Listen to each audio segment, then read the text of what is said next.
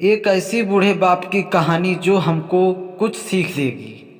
हम सब लोग अपने जीवन में कुछ ऐसा करते हैं जिससे हम लोगों को बहुत ही सीख मिलता है।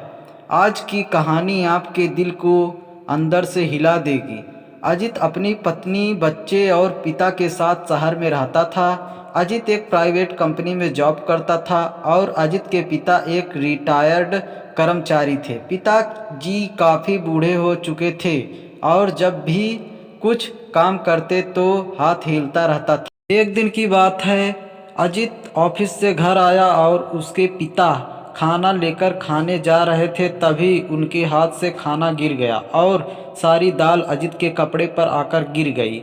अजित बहुत ही गुस्सा होने लगा और उसकी पत्नी ने खूब भला बुरा बोल दिया। यह सब अजित का छोटा बेटा बड़ी ध्यान से देख रहा था। जब अजित और उसकी पत्नी अंदर चले गए तो वह लड़का अपने दादाजी को उठाने गया।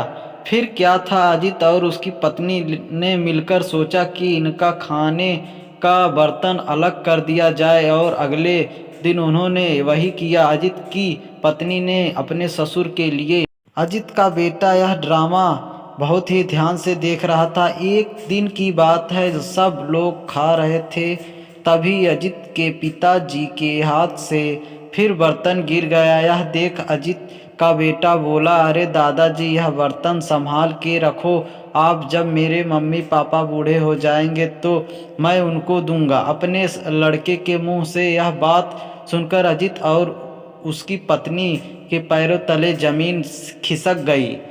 हो, दोनों ने पूछा, बेटा यह आपको किसने बताया है?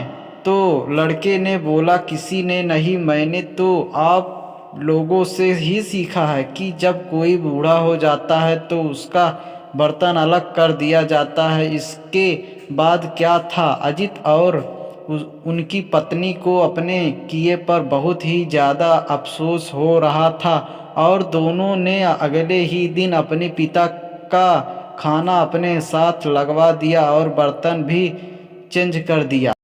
तो दोस्तों, इस कहानी से हमें ये लोगों को सही सीख मिलता है कि हम लोग अपनी बच्चों को जैसे सीख देंगे, हम लोगों को भी वैसे सीख मिलेगा। अगर आप लोग को यह कहानी अच्छी लगी हो तो अपने दोस्तों में के साथ शेयर करो, सब्सक्राइब करो।